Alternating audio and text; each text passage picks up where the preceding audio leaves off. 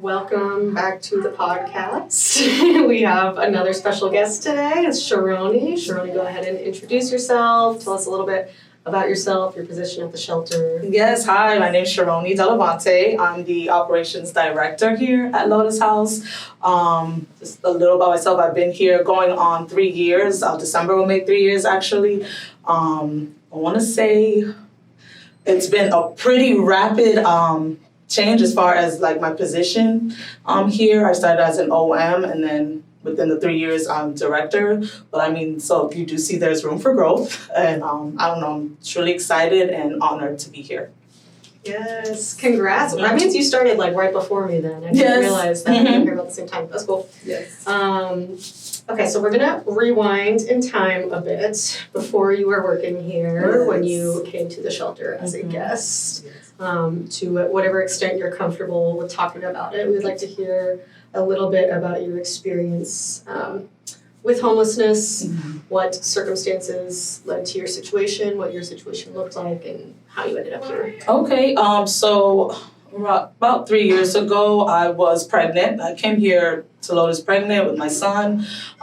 Nowhere to turn. I had no support. Even with his dad, it was like a rocky situation, not the best environment. So I know I needed to, get out, get on my own, get some type of foundation started. So I did come to Lotus. I actually knew about Lotus years before. This is not my first day. I've been at Lotus when we were other buildings, the pink building in particular, back in 2016. Very familiar with them. Didn't do my best that time, that go around.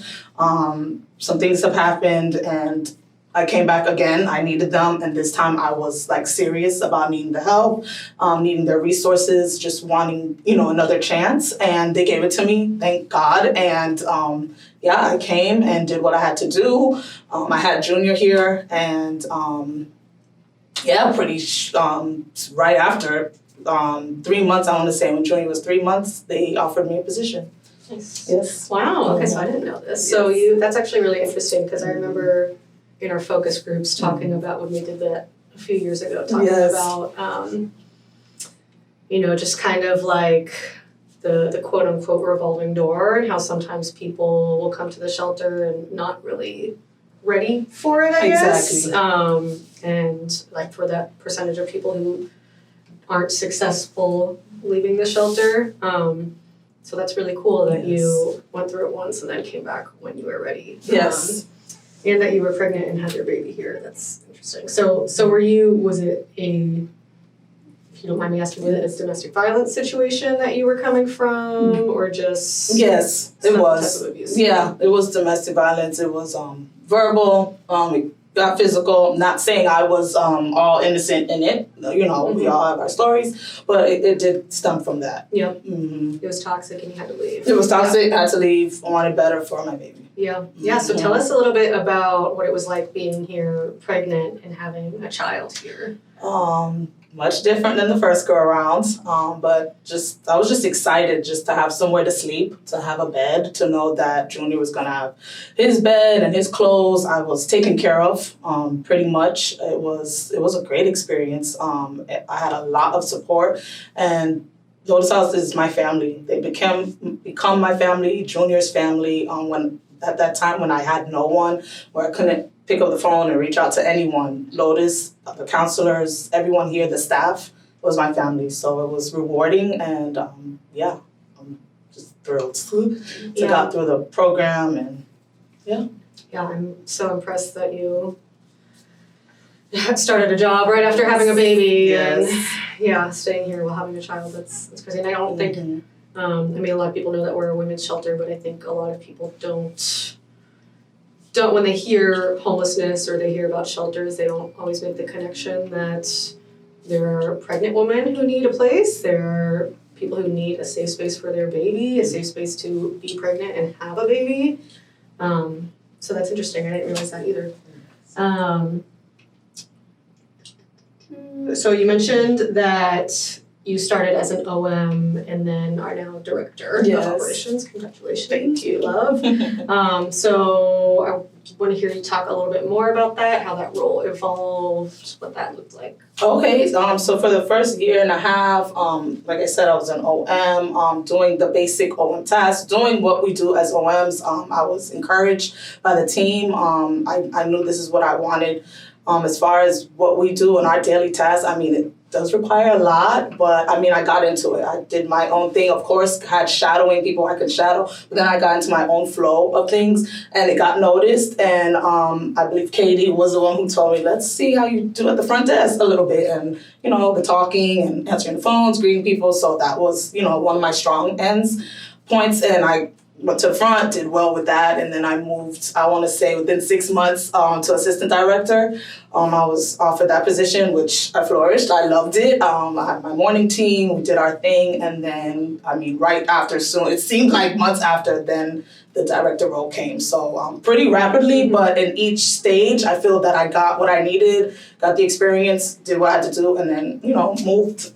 Yeah. Yes. And do you think that you had the skills for those positions coming into it, or did you feel that there was a lot of training or mix of both? A mix of both. Yeah. A mix of both. I remember one time, I believe it was Katie, and she mentioned that there are some things when you put in a position to hire or getting people to work with you, there's some things that they just come with, and you just can't teach them it, and it just.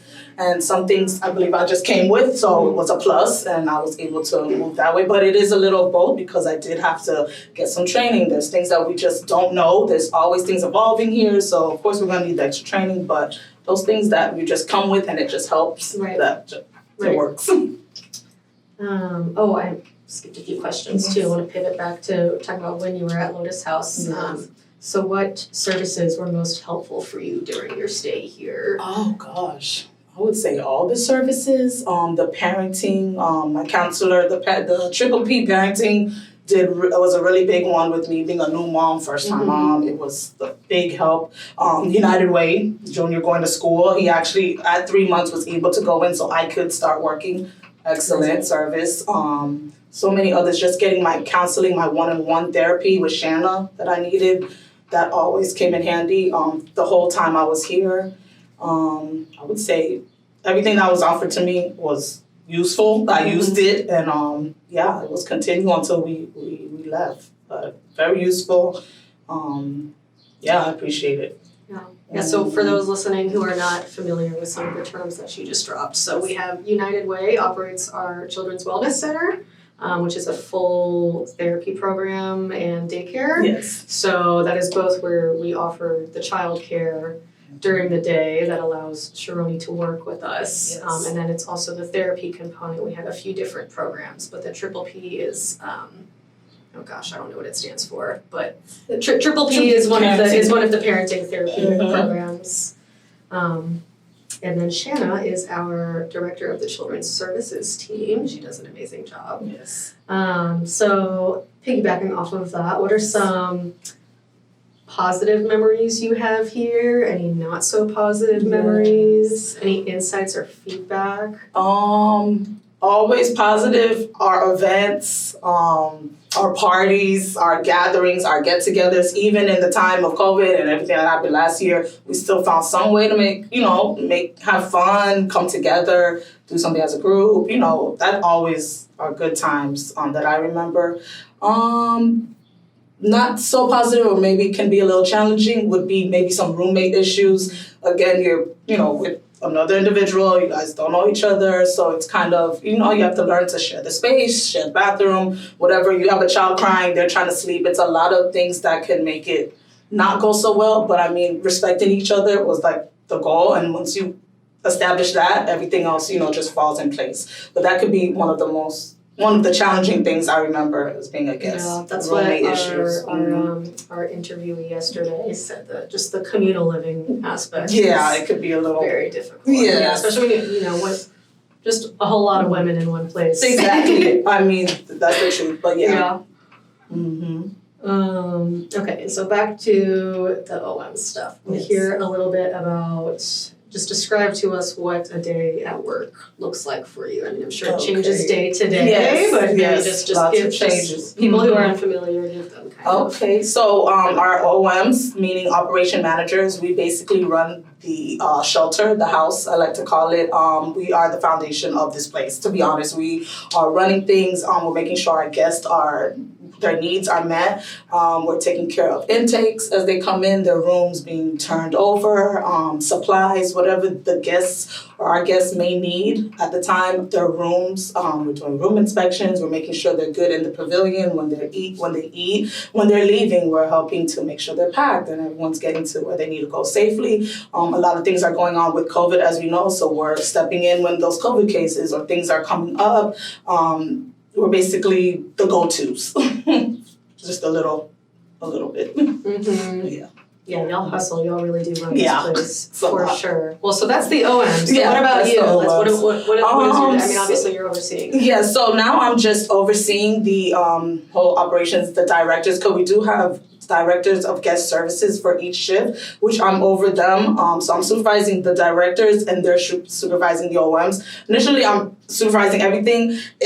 When it comes together, I'll be supervising the directors, they'll supervise the OMs. It's kind of like a chain of command, but for now, I'm overseeing it all in operations. A lot different than when I was out on the floor. I do miss being able to interact with our guests as much as I used to. I used to be at the front, always interacting. I don't see much of everybody anymore because I'm back in the office doing a lot of computer stuff, but when I do get a chance, I come out, just to mingle a little bit, see what's going on, check the floors, make sure we're running and we're smooth and everything's good. But, Yeah. What are some challenges that you encounter in your job? Challenges would definitely be, pertaining to guests. It's something that's going on. Maybe they didn't get their mail. Something's going on with their roommate. Mostly the issues would be with our guests, of course, and just trying to solve it, find some resolution, even if we don't make it all better, just something to help to ease it or make it better a little bit but our guests are our priority, so they come first. They're who we want to take care of. They're why we're here, so we work for them. Yeah. True. So what are some approaches or strategies that you take to resolve conflicts, to help guests? I know there's a lot of things that come up that you're trained to deal with, but again, this show is kind of the target audience is for people who don't know everything that we do on a day-to-day basis. Right. So maybe we just discuss those approaches a little bit and how we deal with guest interactions. Okay, so we do get some guest conflicts. I would say the best approach would always be just remaining calm. If someone is elevated, if more than one is elevated, it's never a good idea to go in elevated as well. Keeping your voice calm, speaking, like at a nice pace, nodding your head, listening, understanding will kind of bring down the tone, I've noticed, when I'm dealing with stressful situations or guests that are challenging. Another approach is maybe even grabbing or getting assistance of someone that the guests may have better rapport with. I've noticed I'm not good with everyone. There may be some people that I'm a little closer with, and I've had times where my OMs or team or someone would notice that and come grab me, or vice versa, because I've seen it, and it just helps the situation a lot more when there's someone they can connect with better.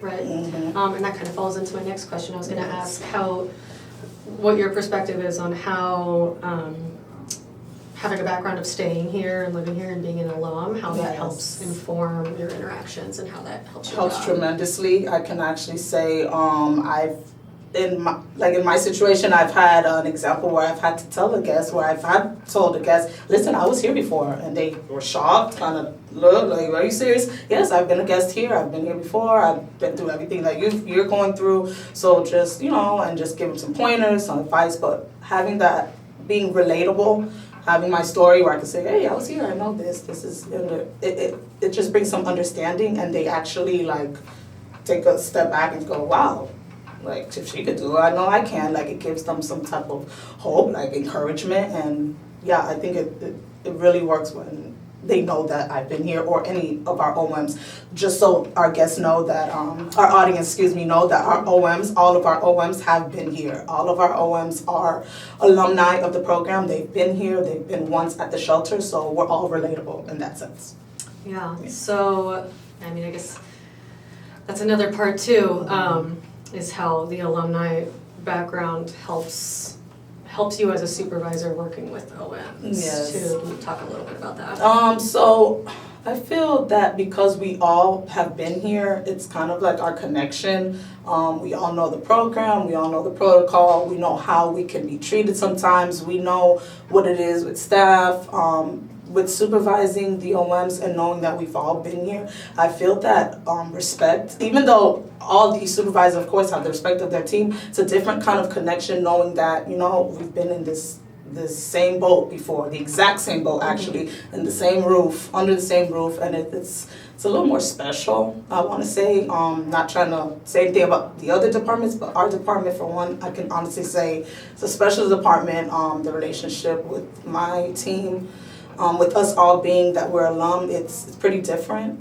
It's strong, and it's encouraging. Yeah, for sure. Yeah, you guys definitely have a different type of bond than anyone else has. So how do you think staffing the shelter with alumni as opposed to, staffing it with anyone else, people with like their masters or educated? So what benefit do you think it brings to have alumni working here as opposed to having a shelter staff that isn't necessarily representative of the people that they serve? Right. I would say it would just bring more of a connection, like we were talking about earlier, with the guests to our staff. They may feel, the guests finding out or being informed that our staff have been here before will give them more of a sense of, hey, I can do this. Like, wow, they look at what they're doing. And they've been in my shoe. I know I can do this, and it just gives them, like, they can see the light at the end of the tunnel. Nothing against those who do have their degrees in certain areas. Sometimes when you're actually doing or you've been through the shoe of who you're helping or serving, it's a total different perspective, and you can see how best to communicate or how to just go about everything with that person just because you've already been in the shoe. It's like a mother to a mother. How I can, tell a mom, because I'm a mom myself, so it's something like that. It's relatable. I think I don't know any other shelter that does their staffing the way we do, so very unique. And we're different in that sense. Yeah, and I just remember too, don't you have a special like behavioral health training? I do. Do you want to talk about that a little bit? Yes, I have my I'm a certified behavioral health technician, so I have my CBHT. It's basically with mental health, a lot of the issues that we deal with here day to day. When I first started, Constance, our executive did say that we should all get the CBHT. I was interested because of Sharonee, she got hers first. And to be honest, I went in thinking, but what do I do? It's the stuff that we do here, like on a daily. It's stuff that we do, it's the procedures that we go through, it's how we deal with our guests. So it was just something I already knew. I just had to turn in my certifications and then get certified. But it was a process, but I got it. And I encourage all the OMs, if you're watching this, guys, go ahead and go out for it. But I feel accomplished and I'm ready to move on forward with it to see what else is out there with it. Yeah, that's interesting. So the topic of our episode today is lived experience. So a lot of what you just mentioned as far as our guests, the experiences that they have prior to coming here or during their time at the shelter, and the OMs too, and how a lot of times that experience isn't always reflected in people who have formal training. Right. So it's interesting to hear you say that pursuing the certification, you found that you already had a lot of the exact experience that you needed. Yes. Yeah, that's interesting to hear. Yes. So what advice would you give to women who are staying at the shelter right now? What advice I would give is to complete the program. It seems like, that's nothing, but it's easy. You can get into the program, but it's nothing to just be like, I'm over this. it takes a little bit to stay focused. Sometimes there's going to be those days, those challenges. You're going to say, oh, I have a curfew, I shouldn't even be here, and you're going to get frustrated. But if you were to just stick it out and just give yourself that time and work with your counselor, work with your therapist, work with your groups, work with all your support that you have here, you will be surprised where you're going to come, how you're going to reach, what goals you're going to come across, what doors are going to open up for you if you were to just complete the program, just finish it out. Like I mentioned earlier, my first day at Lotus House, my first time around, I did not do so well. If I go back and say, hey girl, stop it, take care of this, get this done, I would have done so because I've wasted time. So time is of the essence. Finish, take care of it, work with your team because they're here for you, we're here for you. And yeah, that's what I would say. Yeah, so what are some of the things that you think keep people from completing the program? Boyfriends, girlfriends, other people. Sometimes it may be some addictions, it may be something more deeper. It could be those things, maybe some friends and bad influences, maybe it's just other things that's going on in their lives, and if they feel like, oh, I gotta take care of this, I can't be here to take care of myself right now, I gotta go do this. So it's a lot of things, but if you were to see that this program is gonna help you first, then you can take care of everything, but you have to come first. You and your kids have to come first, and then you can take care of everything else. But those are some hindering things that I found. Well, yeah, I mean, everyone who's here has so many things going on in their lives, so many things that need to be dealt with at different times. So what do you think it was that kind of made you ready the second time around? The pregnancy. Yeah, the first time around, I didn't share this the first time, but the first time around I was pregnant. I was pregnant with twins. I did lose them though, like 2 years, 2018 I lost them, but that was a learning experience for me. I can say that I think losing them is what made me kind of go a little wild. I was like, oh, whatever, and I kind of... traumatic, I'm sorry. It was a traumatic thing, and I felt like I just gave up, and I just was like, ugh, I was in the wrong headspace. But this time around, though it wasn't two, it was just him, my boy. I said, I'm going to do better. Like, I need to do something for him. He's going to be here, and it was him. It was him 100%. Of course, me, and I don't want to be in domestic violence. I don't want, be where negativity is. But Junior, my son, was the reason that got me ready. And he's actually keeping me ready. Yeah. Because, some days you just are like, ugh. Yeah. But I'm like, oh. So you're doing it for Junior. For Junior. Junior also helps you do it for yourself. Yes, exactly so. Yeah. Yeah. So tell us about Junior a little bit. Goodness, my boy, he's gonna be 3 in September. So quick. Oh my gosh. So he was born here. Not here, but he came home to here. September 25th of 2018. He stayed in the hospital a little bit. It was a tough pregnancy. It was a little complicated, but we got through it, and he came home. This was home. We got the hospital. We came straight to here. So welcome, so warm. His crib, everything set up. Stroller. Didn't have to worry about anything. Here, I didn't have to worry about anything. I was totally okay, and I could just buzz down if I needed something. We were taken care of. So this was, God, a blessing. A blessing. So if you could talk to a younger version of yourself, what would you say? A younger version of myself, I would say it does get better. And I know that you're thinking maybe, oh my gosh, this is the end of the world and I can't do this, and you're still trying to find yourself. You're going to find it. Just have some patience. That's my problem too. I would tell myself, your patience, work on it. Just, relax. Things are gonna be okay, step by step, day by day. Don't try so hard. There's no reason to. You don't need to try, be you. I would say, Sharonee, be yourself. Like, you're gonna accomplish, doors are gonna open up for you, you being yourself. So sometimes you kind of like stray and you get pulled back in, centered, and just be you. Don't look at, of course there's gonna be influences, and you're gonna see that, but just relax, be Sharonee. The best, who else can you be? Be Sharonee and let it happen. You'll be fine. What do you hope for in your future? I hope for my future the growth of Lotus. I want to continue to see what's going on. How I mean, look how much we've grown. So let's see what happens. You never know. For my future, I would love to own a home. Maybe have one more child. That would be nice to give Junior a little sister. It'd be nice to get married, do those things that we want to do. But I would love to, whatever I do, see how Lotus will be continued in my future, in my life, and I just want to succeed and have good health in my mind. Yes. This has been so great. Yes, it has. What an absolute joy to talk to you. I'm so grateful. No problem. Thank you. So to finish everything off, if there was a single takeaway you could give to listeners, whether it's potential volunteers or philanthropists or just anyone in Miami and beyond, what would you want their takeaway to be from your time interviewing here?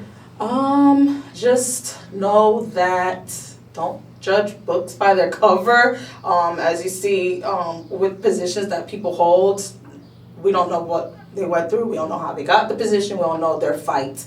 So I was glad to tell my story, just so give you a little insight that, yes, I'm in the position I'm at, but I do come from, the struggle. It's real. I've been there. I'm not going to forget it because I'm still in it. There's times, there's things, different situations where I still find myself in it, so I can relate, but just don't judge a book, and regardless, be respectful, and take from this to please help. If you see us, research us, volunteer, come out. We're an open book here where you can come, do a tour, sign up online. There's so much ways you can help us, even if it's feminine hygiene products, to coming and giving us a few dollars, or however you want to do it, whatever you want to put, however you want to do it to help. But to take from this, I would say look into Lotus House and look into our women and see what we're about. And don't judge, because it is what it is, but people are going through stuff, so we're all going through things. But hope you enjoyed, and hope it gave someone some encouragement somewhere. Yes, you are such a beacon of light, such an inspiration Thank to you. So many people, myself included. Thank you, Thanks Jackie. for joining us. Thank you, everyone. This was fun. We love Sharonee. Oh, thank you.